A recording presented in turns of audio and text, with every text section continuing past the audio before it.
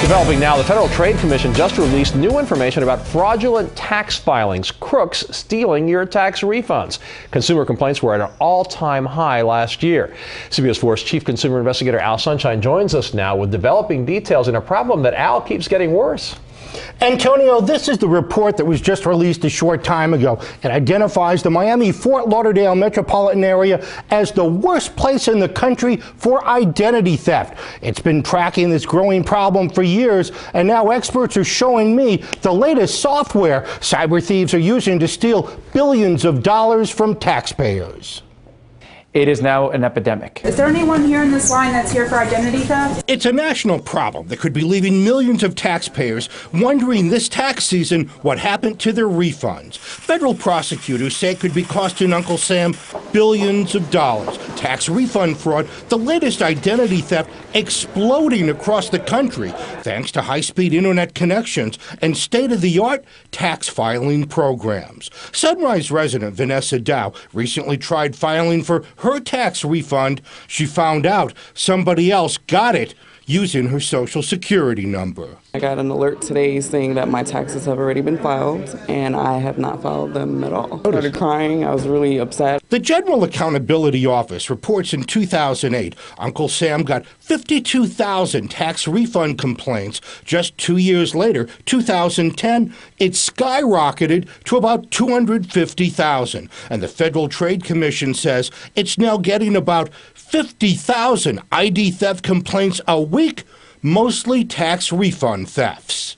It is now an epidemic. That's how I describe it. It's viral. It is spreading not only here in South Florida, but throughout the country. And we're dealing with hundreds of millions of dollars, if not billions of dollars of loss to the IRS and to the government. People describe it as cocaine on a card. It is easy to get.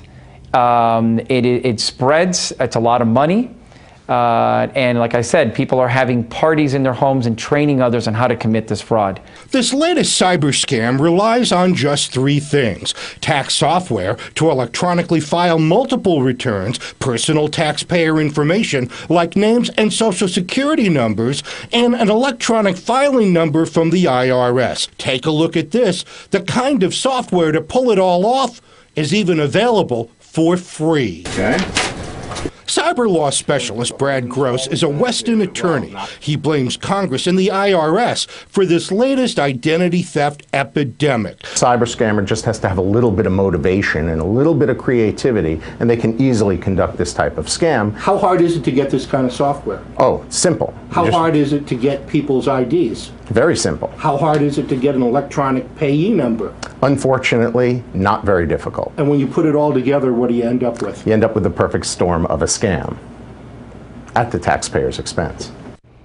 Consumer protection experts say don't give any personal information to anybody on the phone or over the internet. Shred all your private records before throwing them out. And file your tax return just as soon as possible to find out if anybody else has filed a tax return in your name. If they have, contact the IRS and file a complaint. But you can't call the IRS every 2 minutes. What's the IRS doing about it? Well, we understand at this point that federal prosecutors have put together a special task force to go after these cyber thieves. There have been some arrests, and I'm also hearing about several proposals in Congress to try to shut these loopholes and to try to shut down this scam. The bottom line is that may not happen for a couple of months. This is going to be a very rough tax season for a lot of people. All right. Thanks, Al.